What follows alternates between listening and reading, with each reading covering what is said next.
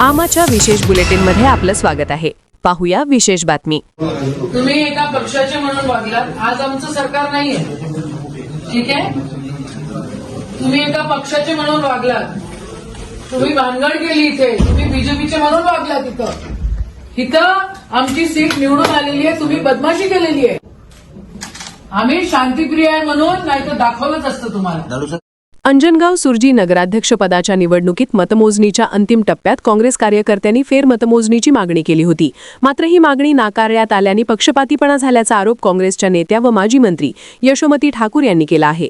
भाजपने लोकशाहीचा गळा घोटून हा विजय मिळवला असल्याची तीव्र टीका त्यांनी केली. यशोमती ठाकूर म्हणाल्या की अंजनगाव सुर्जी येथील नगराध्यक्षपदाच्या निवडणुकीत काँग्रेस उमेदवाराचा अत्यंत कमी मतांच्या फरकाने पराभव झाला. फेरमतमोजणीची मागणी करण्यात आल्यानंतरही निवडणूक अधिकाऱ्यांनी घाईघाईने निकाल जाहीर करून चहा पिण्यासाठी निघून गेल्याचे व्हिडिओ चित्रीकरणात स्पष्ट दिसते. त्यानंतर फेरमतमोजणीची मागणी फेटाळण्यात आली.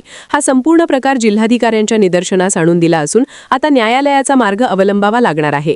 मात्र या प्रक्रियेला वेळ लागेल असेही त्यांनी स्पष्ट केले. तिथे त्यांनी बदमाशी केलेली आहे. ते व्हिडिओमध्ये दिसत आहेत. पोरं तिथे रिकाउंटिंग मागतायत. तिथला जो इलेक्शन ऑफिसर आहे उठतो आणि चहा प्यायला जातो आणि त्याच्या आधी तो डिक्लेअर करतो. म्हणजे लोक जेव्हा तिथं म्हणतायत की तुम्ही रिकाउंटिंग द्या, तेव्हा दिली पाहिजे ना. एवढं काय भाजपला हापापल्यासारखं करतायत. 124 वोटं की 140 वोटांचा तो फरक आहे आणि त्यांनी बदमाशी करून त्या ठिकाणी खऱ्या अर्थानं बदमाशी केलेली आहे आणि लोकशाहीचा गळा घोटला गेलेला आहे. आमा चॅनलला लाईक करा, बातमीला शेअर करा, सबस्क्राईब फॉलो करायला विसरू नका.